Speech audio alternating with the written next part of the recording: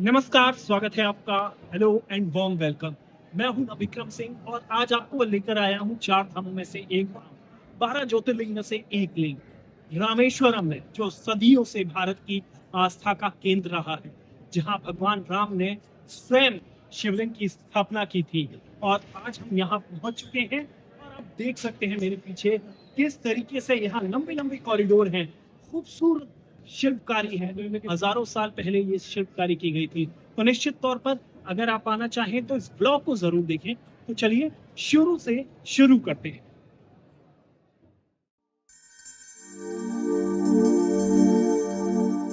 गौरवशाली अतीत,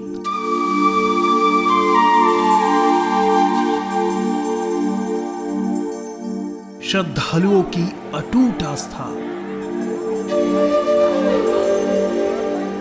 और प्रगति की तस्वीरों को अपने आप में समेटे ये है भारत के दक्षिणी छोर पर स्थित रामेश्वरम।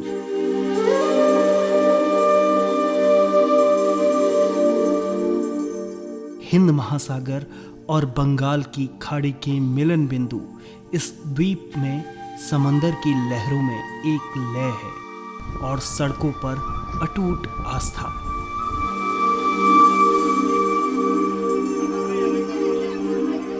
चार धामों में से एक धाम रामेश्वरम सदियों से लोगों की श्रद्धा का केंद्र रहा है।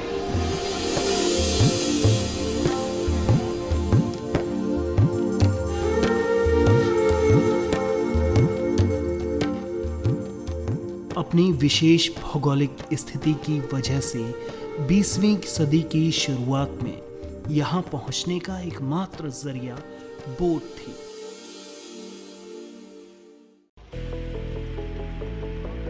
रामेश्वरम पहुंचने के लिए आप डायरेक्ट ट्रेन से या फ्लाइट से मदुरई और फिर वहां से ट्रेन से या बाई रोड रामेश्वरम जा सकते हैं। चेन्नई से भी कई ट्रेनें रामेश्वरम जाती हैं। क्योंकि अप्रैल 2025 से ट्रेन का सफर एक बार फिर शुरू हो गया है, तो हमने ट्रेन से ही यात्रा करने का फैसला किया। जब हमारी ट्रेन समंदर पर बने इस पुल पर पहुंची तो गजब का मंजर था। ये पुल सिर्फ जमीन को नहीं, दिलों को भी जोड़ता है। समुद्री हवाओं के बीच सफर में सड़क मार्ग से जाने का भी रास्ता है। रोड ब्रिज 1988 में बना था, लेकिन उससे पहले रामेश्वरम पहुंचने के लिए सिर्फ पुराना पंबन रेल पुल था। 1914 में बना ये पुल कमजोर होने के बाद 2022 में डिफंक्शनल कर दिया गया। ये पुराना ब्रिज भी अपने आप में इंजीनियरिंग का चमत्कार था। रोड ब्रिज बनने के बाद भी इसकी अहमियत कम नहीं हुई थी। खैर, अब नया पंबन ब्रिज बन चुका है। हमने उस समय इनॉग्रल ट्रेन में यात्रा की थी। आप चाहें तो डिस्क्रिप्शन बॉक्स में उस वीडियो का लिंक देख सकते हैं।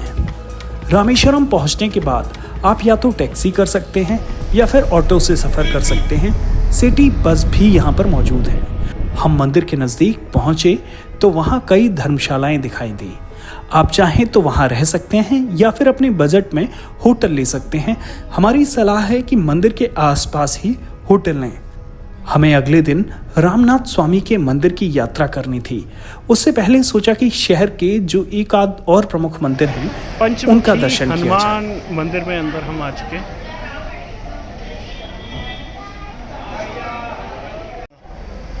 ये पंचमुखी हनुमान मंदिर का क्या महत्व है?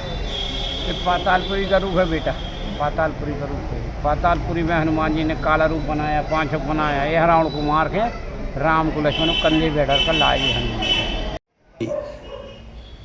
जब आप अंदर प्रवेश करेंगे तो पंचमुखी हनुमान की एक और प्रतिमा दिखाई देगी, जो कि काफ़ी प्राचीन मानी जाती है। इसके अलावा समंदर में तैरने वाले पत्थर जिनसे राम सेतु बनाया गया था, उनमें से कुछ पत्थर आपको यहाँ दिखाई देंगे। खैर, अपनी यात्रा पूरी करने के बाद हम अगली सुबह करीब 3:30 बजे स्फटिक मणि के दर्शन के लिए रामेश्वरम मंदिर की तरफ निकल गए। हम इस वक्त जा रहे हैं रामेश्वरम में स्फटिक दर्शन करने। सुबह 5 बजे का वक्त है। इसके दर्शन के बाद आपको बताएंगे कि वहाँ क्या क्या किया जा सकता है।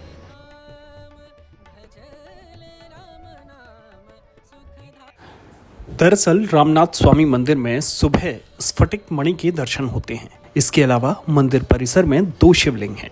भगवान राम ने हनुमान जी से शिवलिंग स्थापित करने के लिए शिला लाने को कहा। शिला ढूंढने में हनुमान जी को थोड़ी देर हो गई। पूजन का मुहूर्त बीत रहा था, ऐसे में भगवान राम ने बालू से शिवलिंग स्थापित किए।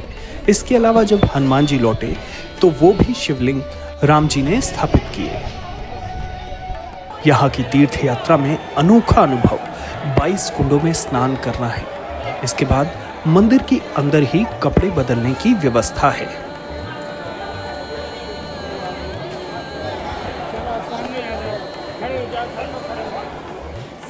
हम अभी स्नान कर चुके हैं। ये पवित्र कुंड 22 कुंड हैं जिनमें स्नान करना होगा आपको। शायद मेरी तस्वीर साफ नहीं दिख पा रही होगी। सुबह का वक्त है। हर हर महादेव। उन 22 कुंडों में स्नान करने के बाद हम दर्शन के लिए पहुंचे जो रामेश्वरम का प्रमुख शिवलिंग है। मंदिर के अंदर ही कपड़े बदलने की व्यवस्था है। उसके बाद आप ज्योतिर्लिंग का दर्शन कर सकते हैं।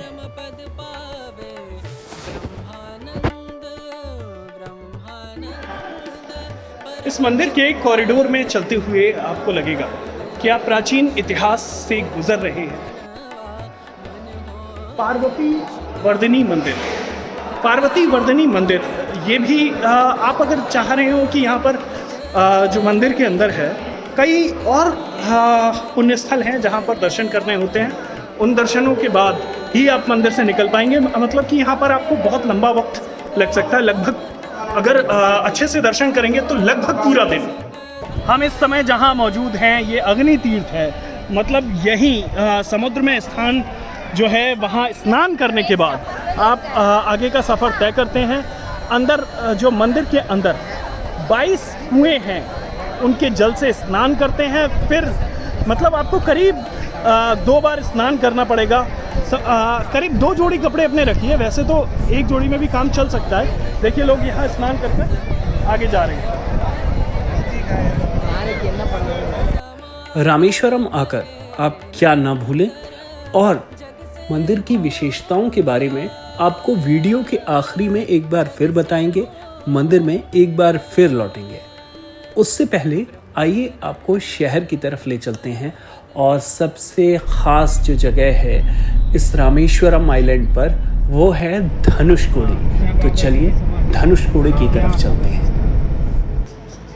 ये धनुषकोडी है जहाँ पर पूरा शहर आपको भी मैं दिखाऊंगा, लेकिन ये जहाँ आप शंख वगैरह देख सकते हैं 300 रुपये से शुरू होता है लगभग शंख।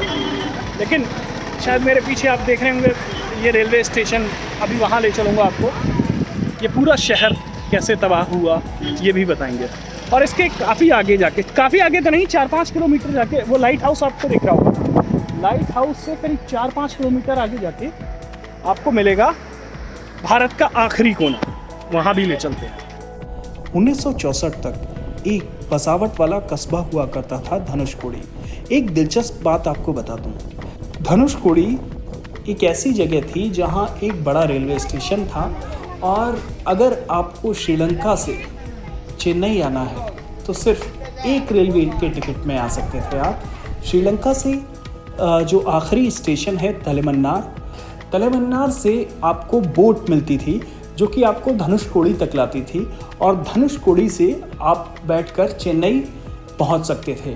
केवल एक रेल टिकट के ज़रिए आप पहुंच सकते थे श्रीलंका से चेन्नई। 300 का स्टार्टिंग, 300 6,000 रुपये लास्ट। बड़ा वाला 6000 का कौन सा वाला है? कौन सा वाला दिखाना? बड़ा सही से है ना ये। अच्छा ये 6000 का है। हाँ तरह थैंक यू। धनुषकोडी घूमने के बाद हम चल दिए इंडिया के आखिरी पॉइंट पर जहां से राम सेतु की शुरुआत मानी जाती है और ये बहुत ही खूबसूरत जगह है। एक तरफ हिंद महासागर, दूसरी तरफ बंगाल की खाड़ी और बीच में एक आखिरी पॉइंट पर हम लोग।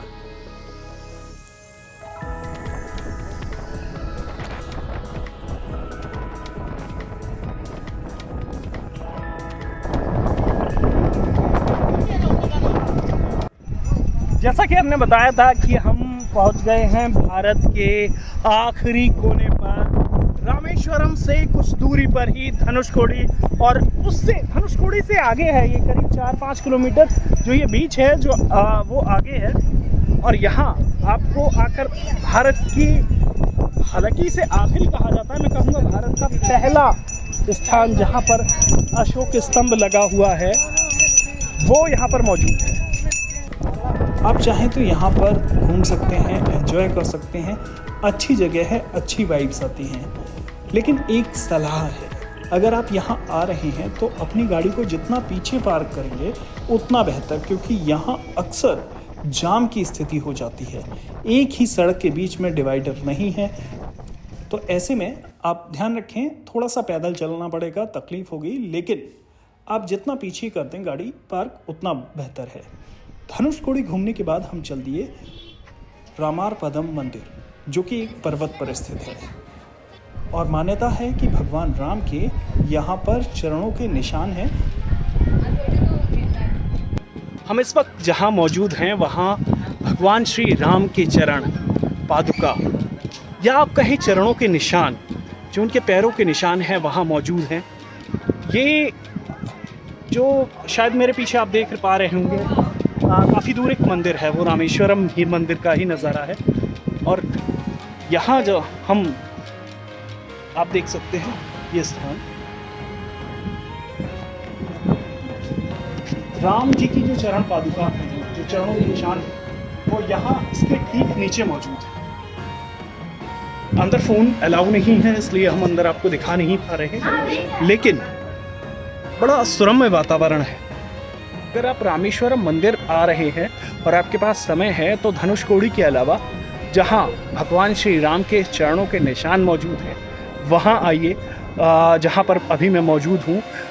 इसके अलावा पंचमुखी हनुमान मंदिर भी यहां पर है, और राम के अलावा जो ये शहर मशहूर है अब्दुल कलाम के नाम से, वो भी यहाँ पर उनका भी घर है जो म्यूज़ियम बना दिया गया, वो भी सारी चीज़ें हैं। आप ज़रूर, अगर आपके पास समय मिले तो आइए। रामेश्वरम का समय निकाल कर, कम से कम 2 दिन का समय निकाल कर आइए। होटल वगैरह ठीक है, यहाँ आपको रीज़नेबल रेट में चीज़ें मिल जाएंगी। एक और बेहद ख़ास जगह है भारत रत्न डॉक्टर APJ अब्दुल कलाम का घर। 1910 में आप देख सकते हैं कैसा था, अब एक नई तरह का बन चुका है। डॉक्टर APJ अब्दुल कलाम का बचपन यही बीता था। फर्स्ट फ्लोर पर अब्दुल कलाम से जुड़ी हुई तस्वीरें, जो पुरानी तस्वीरें हैं वो, और ये देखिए कलाम साहब के जैसे ही बचपन की तस्वीरें। इसके अलावा SMB3 टीम का जो हिस्सा है तब की तस्वीरें बेहद खूबसूरत हैं। अगर आप इंटरेस्टेड हैं तो ज़रूर आ सकते हैं। यहाँ पर अब एक म्यूज़ियम है, आप चाहें तो यहाँ पर शॉपिंग भी कर सकते हैं, फर्स्ट फ्लोर और सेकंड फ्लोर पर। चलिए अब चलते हैं नीचे की तरफ।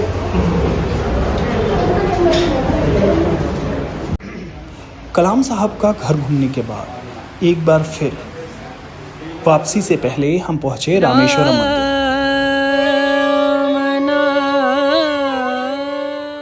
ये आप मेरे पीछे देख सकते हैं, लॉन्ग कॉरिडोर के लिए रामेश्वर मंदिर ज़रूर जाना जाता है अपनी अद्भुत शिल्पकारी के लिए। जिस तरीके के यहाँ जो शिल्पकारी की गई है सैकड़ों साल पहले बिना किसी मशीन के, वो अपने आप में बेहद दिलचस्प है। और यहाँ एक अंदर नंदी की विशालकाय मूर्ति है। यहाँ मंदिर के अंदर शिल्पकारी बहुत खूबसूरत है। सामने आप देख सकते हैं ये लाइन है रामनाथ स्वामी मंदिर के लिए, यानी जो गर्भगृह है, जो ज्योतिर्लिंग है उसके लिए। रामेश्वरम आ रहे हैं और इस मंदिर में ये जल, ये कोटि तीर्थम जल 22 कुंडों का जल है, आपको बाहर मिल जाएगा। लेकिन शाम को 7 बजे के करीब ये जो काउंटर है वो बंद हो जाता है, हालांकि आज 8 बजे तक खुला है, तो ध्यान रखें। ये जन पूरी तीर्थम 22 कुंडों का जल। संत समागम संत समागम संत समागम। रामेश्वरम की एक विशिष्ट बात बताऊं, क्योंकि मैं अपने वीडियो में वो बताता हूं जो आपको गूगल या बाकी लोग नहीं बताते। रामेश्वरम करीब आज से 500 साल पहले मेनलैंड से जुड़ा हुआ था, लेकिन चक्रवात के चलते, एक तूफान के चलते ये मेनलैंड से हट गया और उसके बाद करीब 1914 में जाकर एक जो रेल ब्रिज बना, उसके जरिए मेनलैंड से रामेश्वरम जुड़ पाया। मंदिर दर्शन के बाद वेस्ट गेट से हम लोग निकल गए। मंदिर परिसर के आसपास ही आपको तमाम दुकानें मिलेंगी और यहाँ आप खरीदारी कर सकते हैं अपने हिसाब से। रामेश्वरम मंदिर के पास ही आपको नॉर्थ इंडियन, गुजराती, हर तरह का खाना और बाकी चीज़ें मिल जाएंगी। जैसे आप देखिए दिल्ली पंजाबी ढाबा। हमारी नज़र पड़ी मदुरई के मशहूर ब्रांड पर, जिगर ठंडा, जो अब रामेश्वरम में भी मौजूद है। मदुरई का स्पेशल जिगर ठंडा। चलिए अब ट्राई करते हैं जिगर ठंडा बासुंदी। जिगर ठंडा के कई ड्रिंक हैं, 60 से शुरुआत है, 70-90, लेकिन हमने चूँकि जिगर ठंडा बासुंदी आइसक्रीम वो रबड़ी जैसा कुछ होता है बासुंदी, दूध को फेंट कर, तो ट्राई करते हैं। भाई खिलाएगा हमें। भाई साइड में आ गया, देखो ये देखिए ये बासुंदी बेसिकली मलाई है।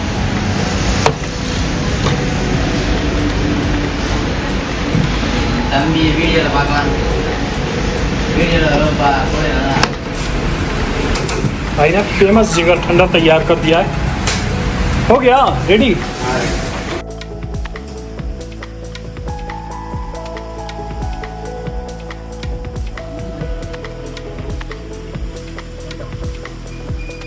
और कोई शॉप भी है जिगर ठंडा की रामेश्वरम में?